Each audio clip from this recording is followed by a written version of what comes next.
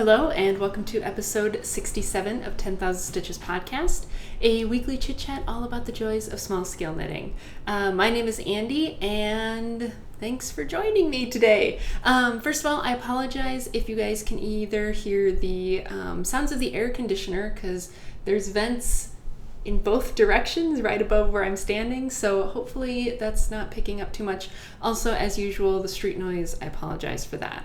It is currently Monday, June 12th, and it's somewhere between 4 and 4:30 in the afternoon, so we're getting into rush hour. But anyway, did I introduce myself? My name is Andy.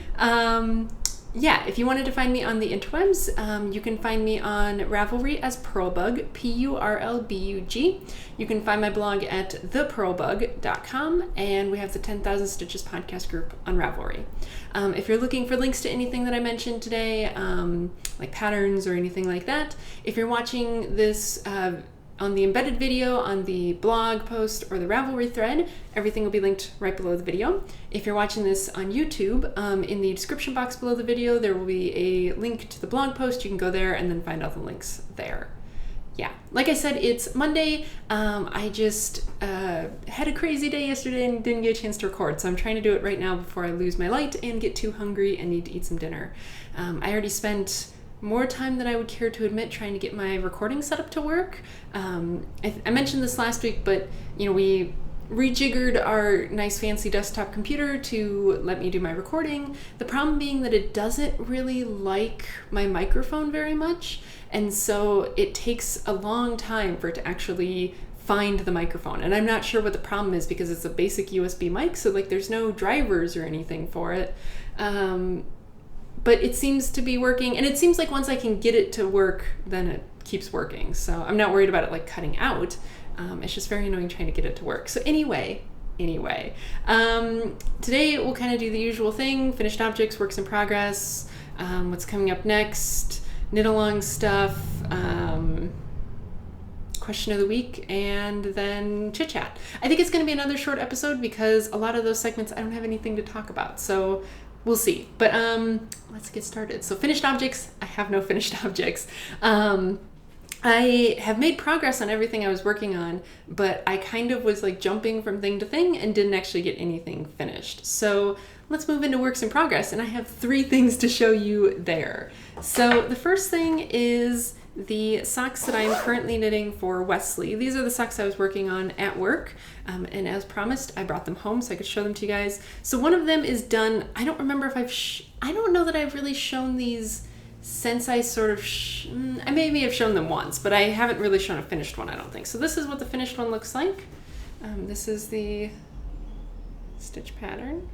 So that's what the stitch pattern looks like. So I've mentioned this before, but these are based off of the simple skip socks, which I've made before. And basically the only thing that I modified was I didn't do, so the way the pattern normally works is it's 2 purl stitches, 2 knits, this skip stitch, then 2 knits, then 2 purls, and it kind of repeats that.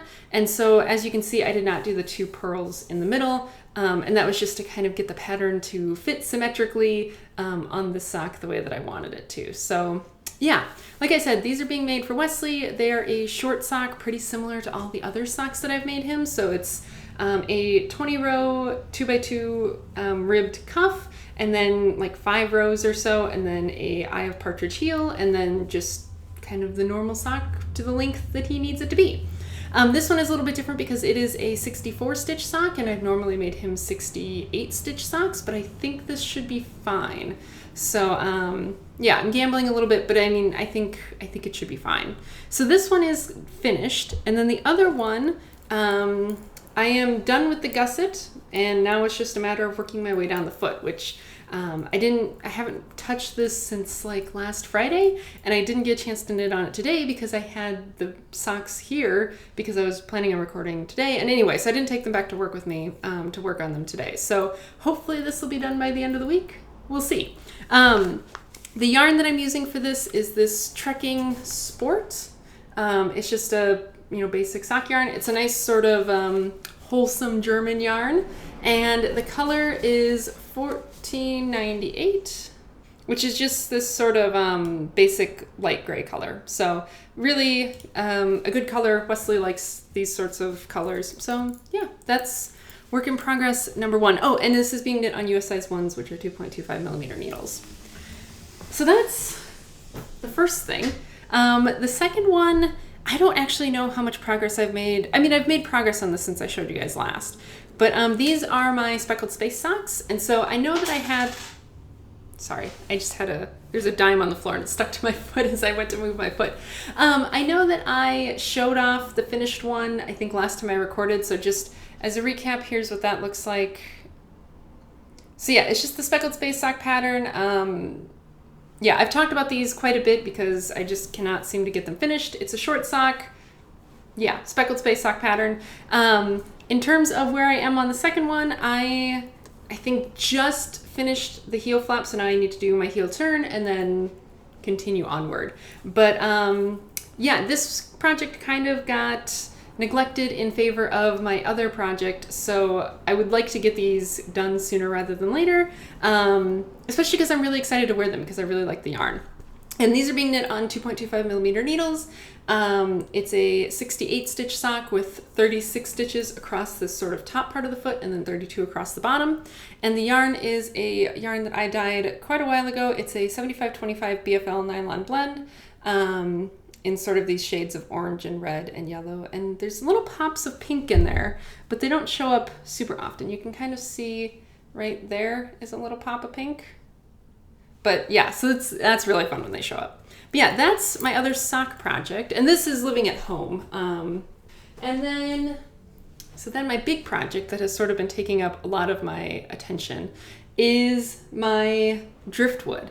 And I think I showed this off last week. And when I showed it off last week, I had it on a set of clover needles, which were not long enough. And so I had said that I was going to be waiting on a set of some interchangeable needles that I ordered from Knit Picks. And I'll talk about those after I'm done talking about the project.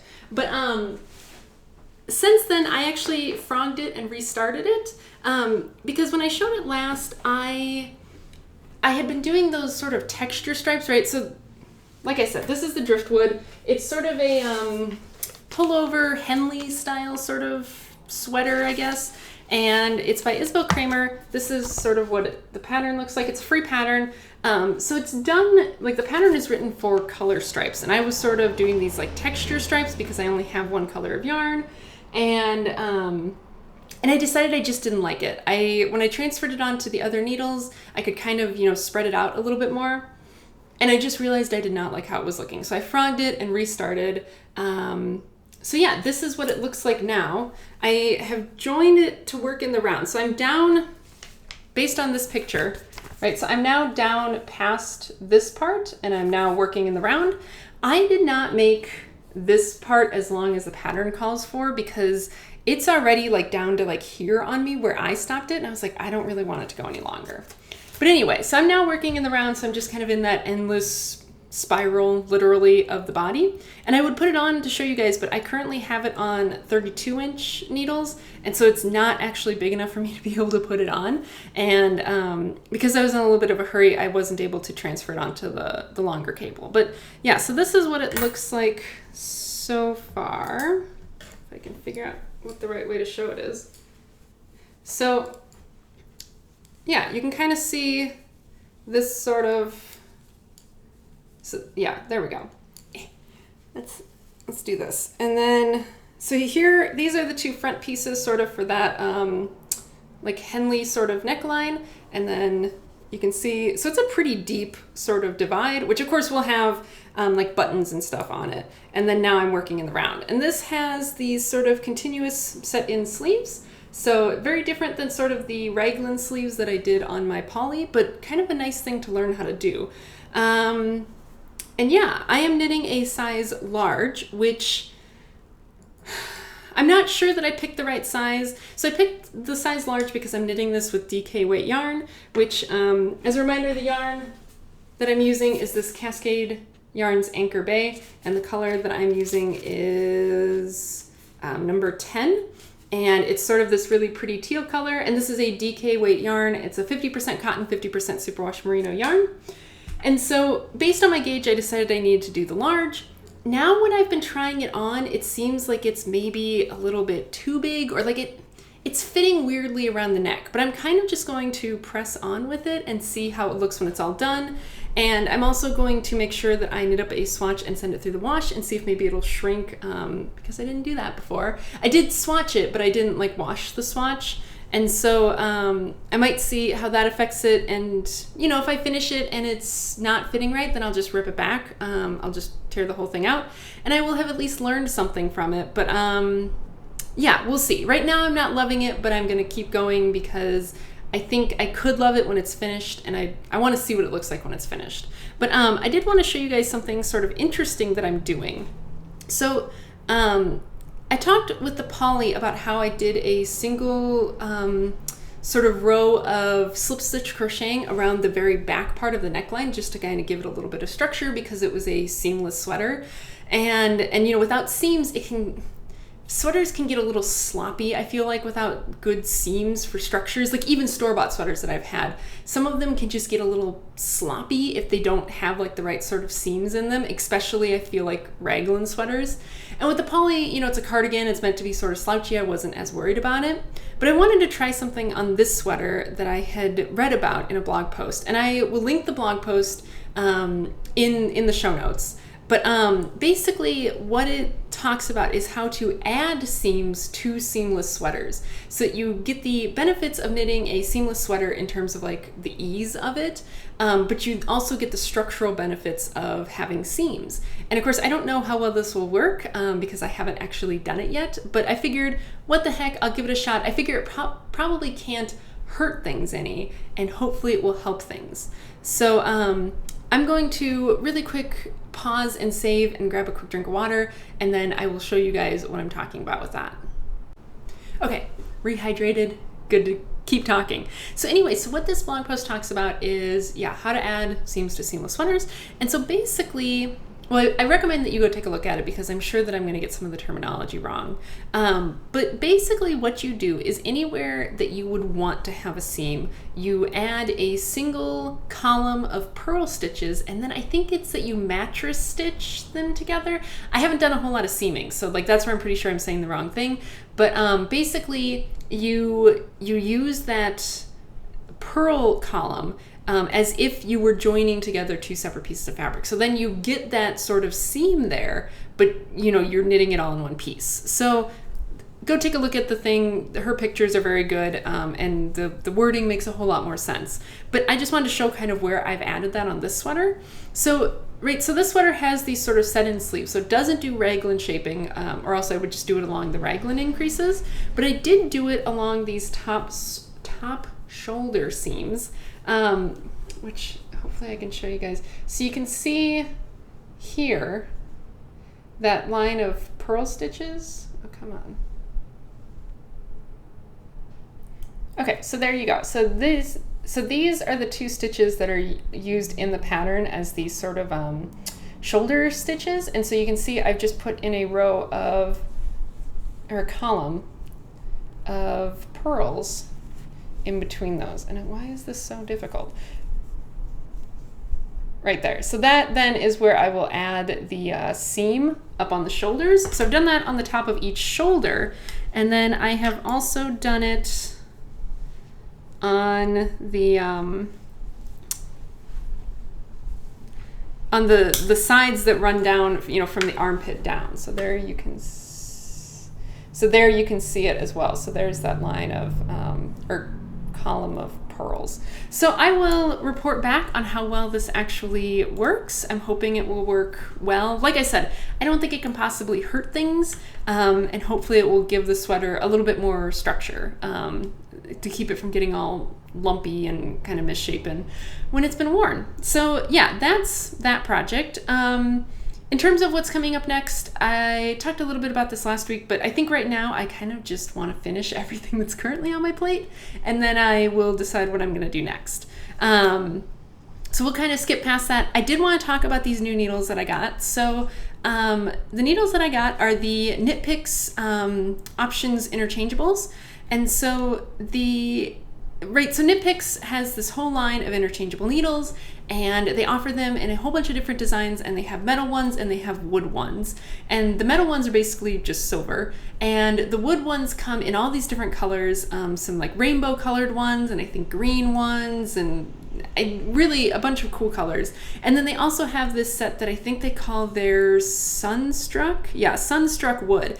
And it's this sort of light, sort of natural wood color. And I'm pretty sure I think it's the same wood that they use on all of them. These ones are just a little bit more natural looking. So this is what they look like.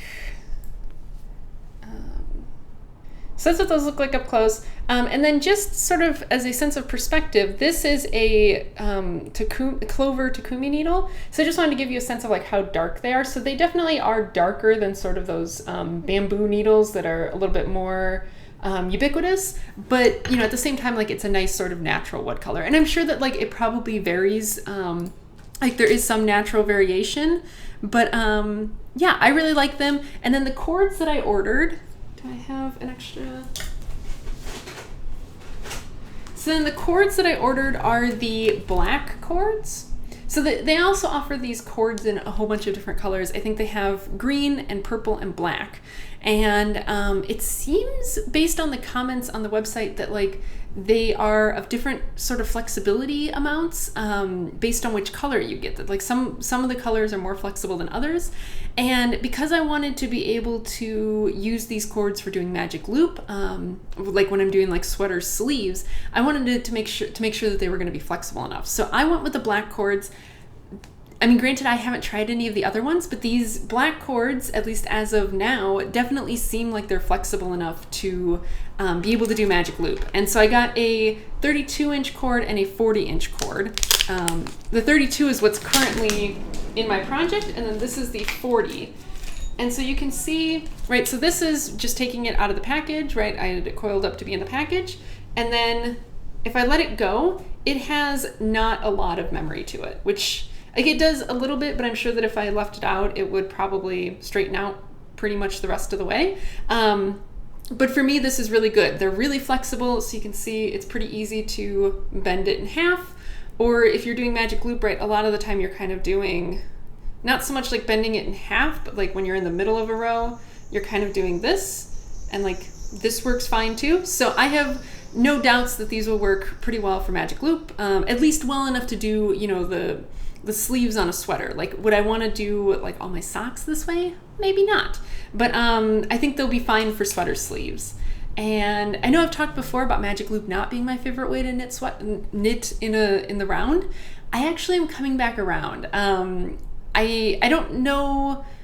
I'm coming back around. So maybe I'll talk about that more later. But when I was doing the poly and I was doing magic loop with that big long Chow-Gu needle for those sleeves, I was really enjoying it. And then when I went back to my socks afterwards and realized how annoying it can be to have those extra two needles banging around, because I knit my socks with two circulars, I was like, oh, maybe I need to give magic loop another try with just better needles than what I was using originally.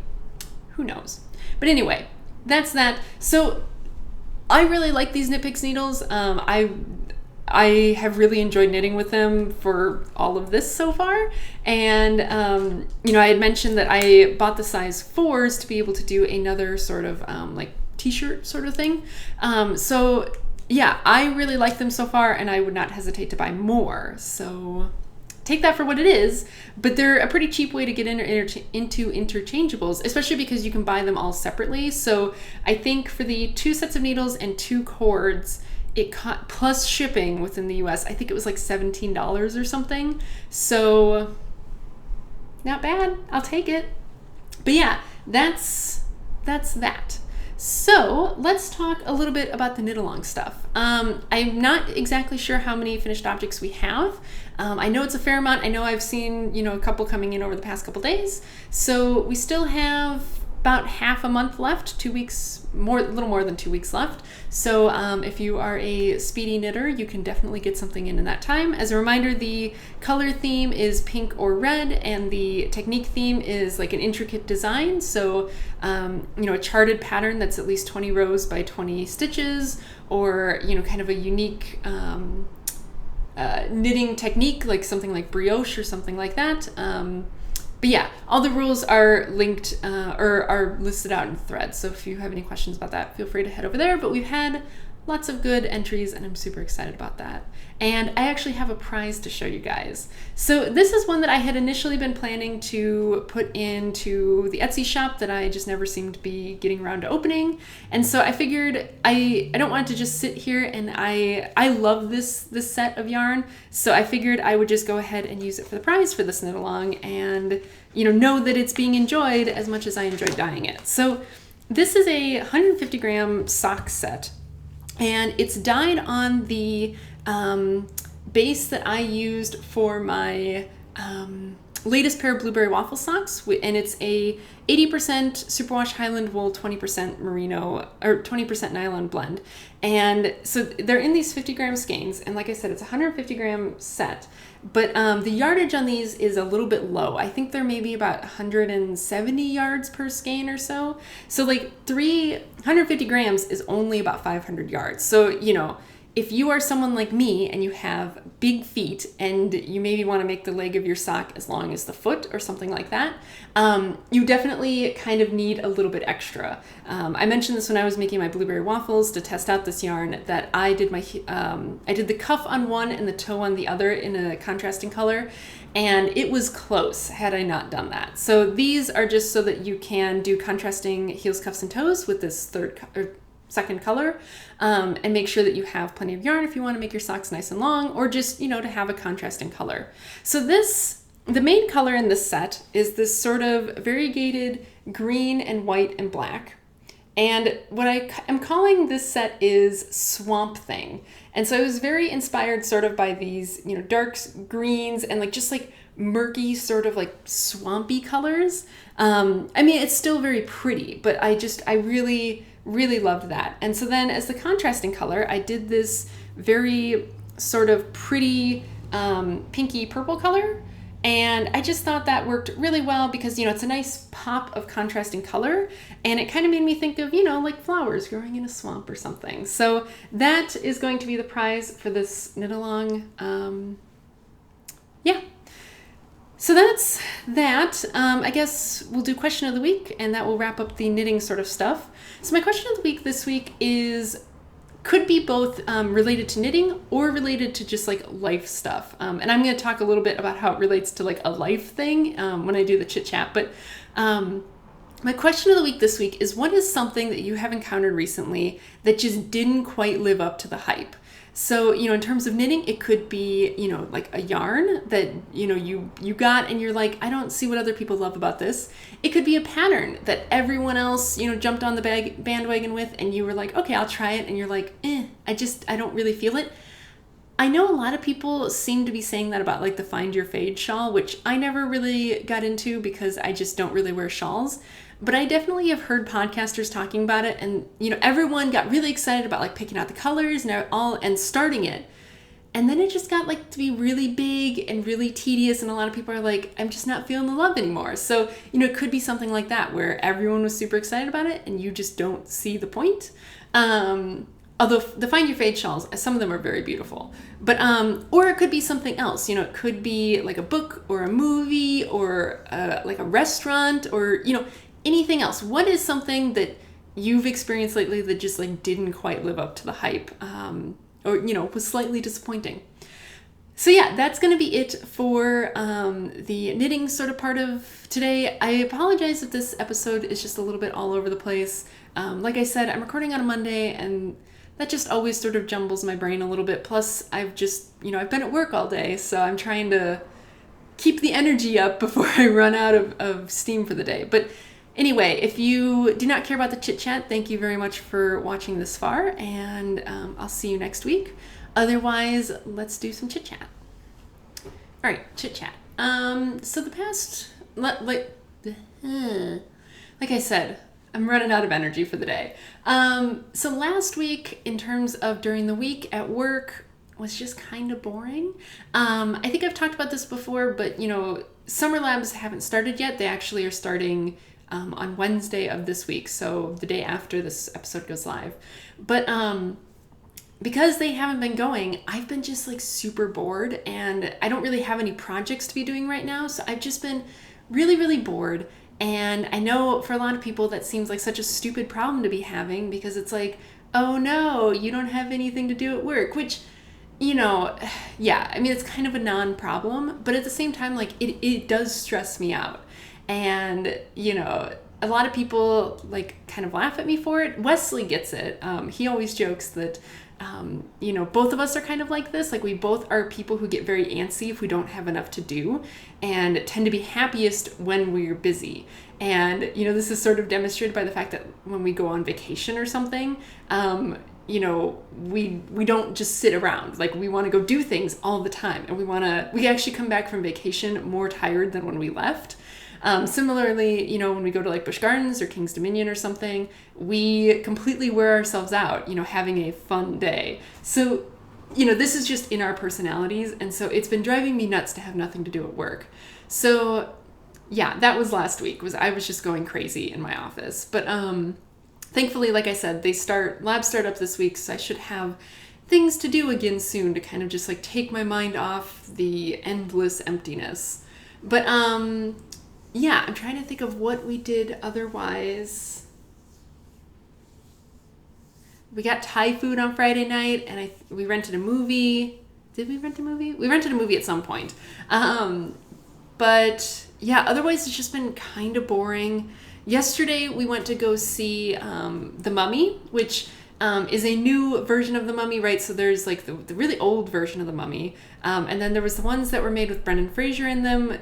I can't remember when I was younger, which, were kind of funny and cute, and I really liked those ones. And now they've redone it again with Tom Cruise in it.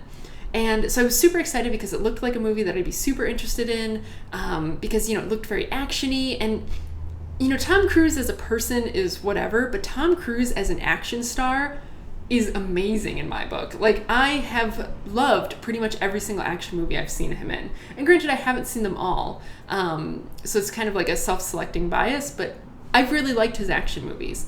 So I thought this will be great.